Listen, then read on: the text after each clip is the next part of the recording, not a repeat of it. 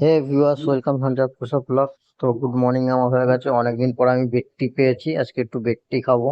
তো ঘুম দিয়ে উঠেছি, উঠেই সঙ্গে সঙ্গে চা নিয়ে এসছে বাড়ির লোক। তো এখন চাটা খাবো। চা খেয়ে তারপর আমার বাগবা দিয়েছি, কাজ যা করবো। তা অনেকদিন পরে এরকম বেডটি সকাল সকাল পেয়েছি, সত্যি খুব ভালো লাগছে। যেটা আমার ফেভারিট হচ্ছে লাল চা। তাই লাল চাটা আজকে পেয়েছি, মনে হয় আমেজটাই অন্যরকম মনে হচ্ছে। কেন কতদিন পরে সেই চা খেলাম, আমার 6 দিন পরে হচ্ছে চা খেয়েছি। তো চা খাওয়া হয়ে গেছে, এখন আমি আমার বাদবাকি কাজগুলো করব। তো বেডশিট দিয়ে গেছে, বেডশিটটাকে চেঞ্জ করতে হবে। আমাদের প্রতিদিনের বেডশিট প্রতিদিন দিয়ে যায় চেঞ্জ করার জন্য। তো বেডশিট হসপিটালের বেডশিট চেঞ্জ করতে গেলে তো একটা জিনিস করতে হয় কি, চার কোনা চারটে গিট্টি মেরে দিলে আর জাজিমের নিচে ঢুকিয়ে দিলে তোমার তাহলে কি হয়, বেডশিটটা বেরিয়ে আসে না, যতই তুমি মানে নড়াচড়া করো। তো ওই চারখানা গিট, আমি চারখানা চারটে গিট মেরে নিচ্ছি, মেরে পরে বেডশিটটা চেঞ্জ করব। বেডশিটটা চেঞ্জ না করলে মানে প্রতিদিন ঘামের গন্ধে না থাকা যাবে না। যা টেম্পারেচার, যা গরম পড়েছে, মানে হসপিটালের ভিতরে আছি তাও বোধহয় গরমে থাকা যাচ্ছে না। মানে যে কটা ছখানা আটখানা পাখা আছে রুমের মধ্যে, আটখানা পাখা কন্টিনিউ চলছে, তাও মানে থাকা যায় না। তো মোটামুটি আমার গিট্টি মারাটা হয়ে গেছে চার কোনায়, তো এখন চেঞ্জ করব।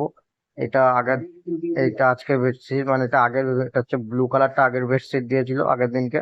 তো এই বেডশিটটা এখন চেঞ্জ করে দেবো, আর এই বেডশিটটা এখন পাতবো। সেটাই তোমাদের সঙ্গে শেয়ার করছি। মানে এই ব্লগে আমি যতটুকু পারি হসপিটালে যা পেরেছি, মানে ভালো মতন এখনো একটা ব্লগ করতে পারিনি। তা তোমাদের জন্য এই ব্লগটা যতটুকু পাচ্ছি, সারাদিনে যা যা করেছি সেটাই তোমাদের সঙ্গে শেয়ার করছি।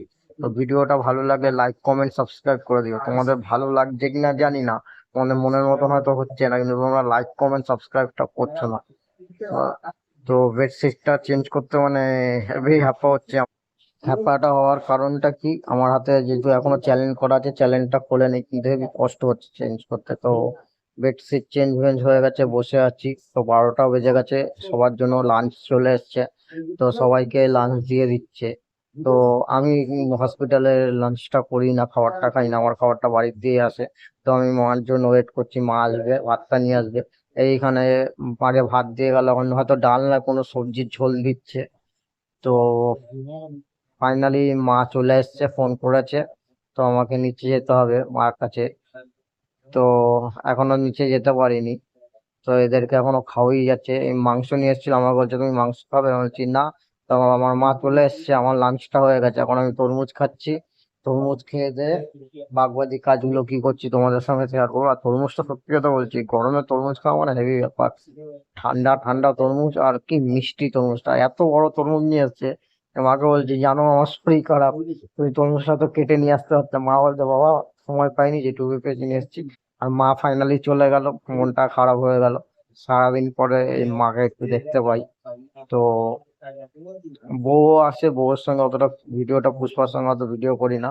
তো আমার চ্যানেলটা খুলে দিয়েছে।